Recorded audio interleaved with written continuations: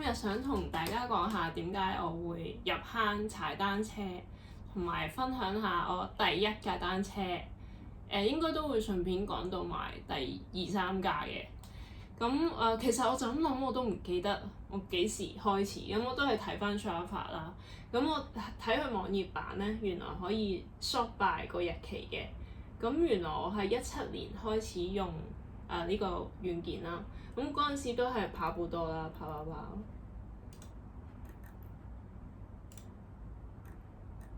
跟住直到2020年咧，就開始有啲踩車嘅活動出現啦。咁同埋我都係睇相揾翻嗰陣時咧，我就應該有做 JoJo 啦，咁有踩 local bike 嘅都。咁係咯，就咁將個背囊攝喺度啦。咁之後咧，我就有第一架單車啦，因為嗰陣時住屯門咧，去全部鋪頭都幾遠，即係例如想食個麥記咧，都3km 以外，咁就要駁腳啦。咁所以嗰陣時咧就買咗 Carry Me 嘅。我同我先生一人一部啦。呢個咧，我哋兩部都係二手收翻嚟嘅。因為咧佢二手都其實唔平，都3-4千蚊一部，但係如果去鋪頭單車店買咧，就6000至8000多少少都有嘅。咁嗰陣時我哋都係郊遊踩多啦，因為本身佢個轆都唔大，咁都唔會踩得好快，同埋例如有駁嗰啲咧都要即係落車小心啲推嘅。其實都係疫情開始自己嘅單車開始踩咯。咁呢度應該係長東，即係香港大嶼山嘅。咁我哋都係好冇乜執着㗎，都係就咁帶普通膠水樽啊。你見到跟住個大尾袋又帶多支水啊。疫情啦，所以戴晒口罩咁樣嘅。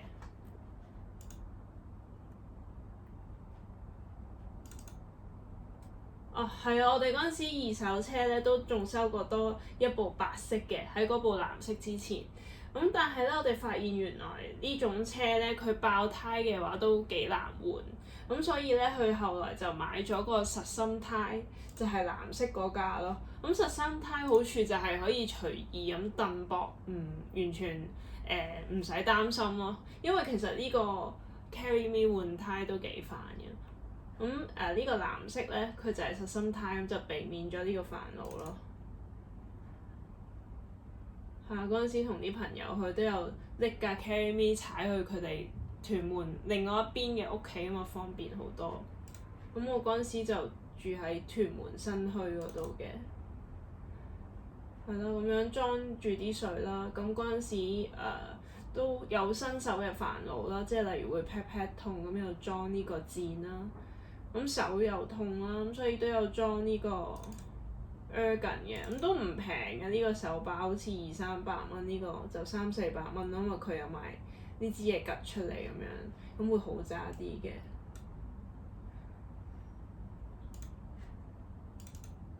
係咯，都成日踩去啲鋪頭度駁腳啊，平時日常嘅嘢。咁佢始終好細嚿啊，咁所以咧就入啲鋪頭通常都唔會俾人話咯。如果真係俾人話，咁就再摺埋佢就都多數冇問題，因為佢摺完之後就係咁細部咯，即係可能20-30 cm 長就1米度咯。咁呢個就係我第一部單車啦。呢個應該係兆康站，我哋嗰陣時最近嘅地鐵站就係呢度。你見到個袋都好頹嘅，就咁掛住嗰種。咁跟住點解會換車咧？就因為想 join 啲 group ride 啦。啲 group ride 開始見到其他車，好似好好踩咁喎。應該就係見到啲14寸車。呢個應該係上網揾到啲 group ride 啦，跟住就見人哋14寸車 K3啦，嗰陣時好 hit，都幾平嘅喎，好似2-3千蚊，平過我哋 Carry Me 啦，但係又好踩好多又快啲咯，可能因為個轆大啲啦。咁呢兩架咧就我哋嗰陣時架車咁就同呢班車友一齊踩咗清宮來回，咁嗰陣時都覺得好扯啊，跟得好辛苦啊，即係心跳都可能去到100幾咁樣嘅。咁我為咗呢條片，我都試揾翻呢張相，咁亦都揾到條片咧，就有車友拍咗我哋踩清宮嗰次啦。Carry Me 要特別密腳嘅，我哋兩個，咁人哋14寸都幾輕鬆嘅係。呢個14寸啦 ，Carry Me 啦，Carry Me 啦，14寸。所以應該就係 join 咗 Group Y 啦，咁就開始想係咪應該換車咧？人哋好似輕鬆咁多嘅，咁就開始上網 search 啦，咁就揾到一個牌子叫風行，咁佢哋亦都有個 group 咁樣嘅，咁有啲 Group Y，咁嗰陣時去咗佢哋第一個 Group Y 咧就叫做新手團啦。新手團、新手山頂團又話新手團，有陣時睇翻呢啲其他運動者啲名咧，都大概 get 到嗰次 Group Y 係點，都幾搞笑。咁第二次啦，唔計之前 Carry Me 去 Group Y 就上山頂。其實報名之前咧係掙扎咗好耐，因為我同我先生都擔心。落斜會唔會俾車劫㗎？嗰條路其實好多巴士㗎喎。其實而家係疫情緊㗎，咁條路已經比起而家2025、2024年係少好多車，但係我哋都好多擔心咯。但係跟住見好多人都報名啦，咁我哋試下啦，咁樣咯。嗰陣時啱啱開始用呢個app 咧就冇乜影相嗰啲啊，但係其實睇翻啲相先記得翻多好多嘢。咁好在我撳入去其他人度咧，有位師兄佢就有好多相，睇翻都幾震撼。原來嗰一次有咁多節車一齊上咗山頂。我架車就可能唔記得咗喺邊啦。呢架應該係我老公架車，佢係 Birdy。我架車唔記得喺邊啦。係啦，咁呢個就係嗰個風行嗰啲車啦，咁同埋有好多 K3嗰陣時都好 hit 嘅。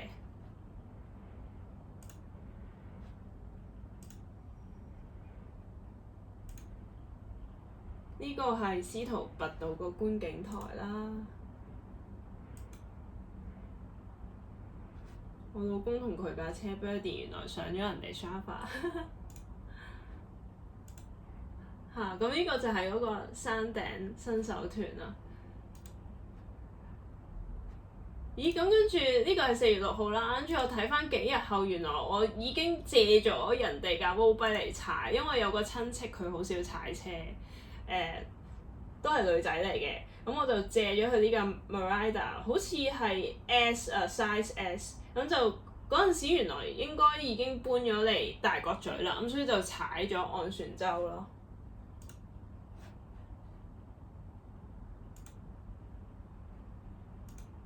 跟住下次又去 join Group Y 啦，又係風行啦，咁就踩咗去屯赤。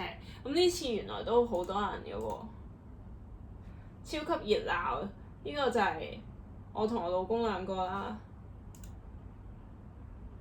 咁嗰陣時就覺得好好玩啦，一班人一齊踩馬路，好熱鬧咁樣，又可以做運動。我嗰陣時終於有啦，架風行單車有佢個車相樣啦。呢個係假16寸嚟嘅，即係特別細嘅16寸。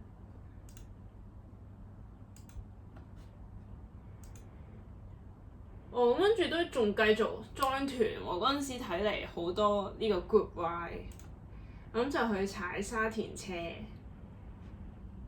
我老公啊，呢個應該係我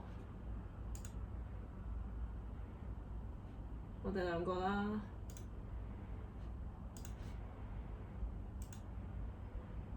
嗰陣時真係完全係新手，係單車嘢唔識，都係自己 Google， 跟住就加咗10滴鏈油，都好興奮。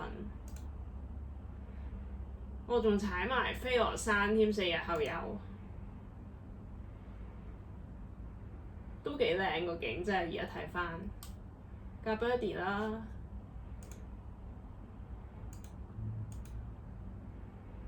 我架車喺邊咧？哦，原來有人影到我，哇！我嗰陣時都幾瘦喎，同埋係咯，你見到我着啲衫都知完全係新手啦，未有車衫，車褲都冇，都係着條普通迪卡儂短褲嚟嘅呢條。下一盞燈仲要係綠色咯，唔知係咪盞尾燈冇電定咩事？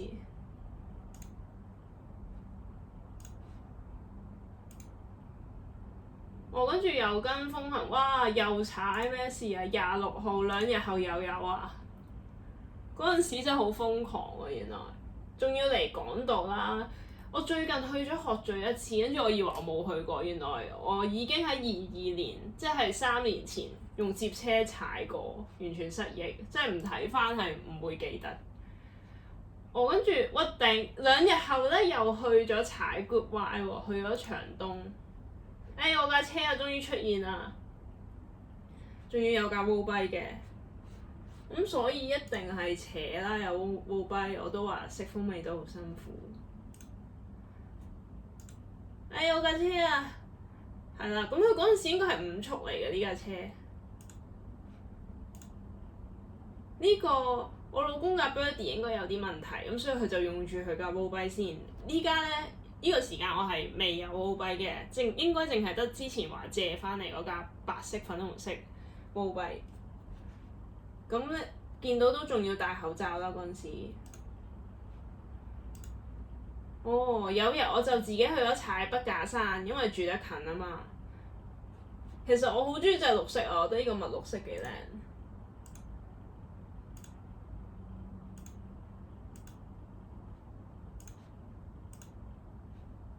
哦，呢個5月咧，我哋已經係想入會啦。咁入咩會咧？就係我哋頭先咪去嗰個風行嗰啲 group ride 嘅。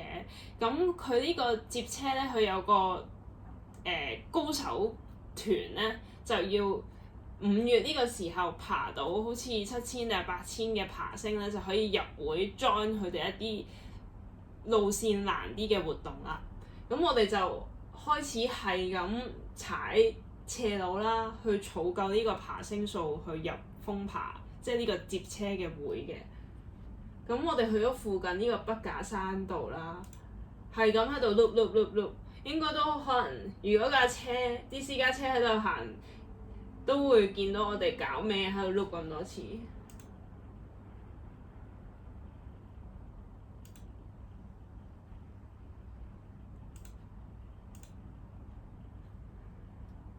咁繼續要做呢個爬升啦，咁我就去咗九龍附近揾啲斜路踩下咁嘅，何文田啦，個尖沙咀啊，天文台附近，去咗啲奇怪嘅地方咯，即係平時唔會去嘅地方，因為呢度有好多學車咯，但係呢條路都幾好，因為佢個爬升好適合咯。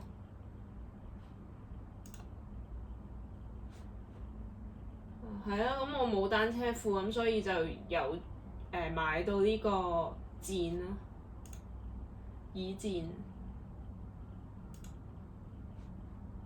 咁嗰陣時都會多入沙田踩，因為嗰邊多斜路啦。咁同埋個亞公角好正，又平汽水，咁我都中意去。跟住5月14號，即係可能1個月多少少，我就已經收咗另一架二手車，應該又係去得 Good Y 多咧。見到好似大啲個轆好踩啲喎，因為我頭先咪話我綠色嗰架接車，佢係細16寸嘅，咁呢個就係一個正常 size 嘅16寸啦。咁同埋佢個波段咧應該係有9速嘅，我之前嗰個綠色咧係得5速嘅啫。同埋佢係碟剎啊！咁我之前嗰個就係rim brake 嚟嘅。1個月都多少少就有換車啦。哇！跟住原來去到5月中咧就有個波波團啦，咁就上咗波波啦，同一班車友。哇！呢次都幾熱鬧喎。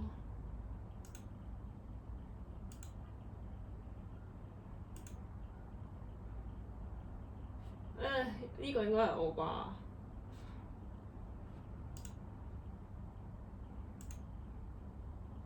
呢呢個我啊，仲係未有車衫車褲，應該好開心咯，因為排咗成個波都估唔到自己會做到。其實呢個時段咧係最開心嘅，因為都唔知自己上唔上到啲斜路，上到又會俾人讚。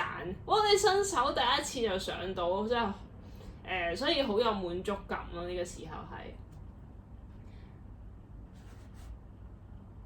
咁今日講住到呢度先，因為淨係準備到咁多。咁下次再講我踩完呢個銀色嘅摺車，佢叫做 Gus 啦，呢個 model 之後再換咩車。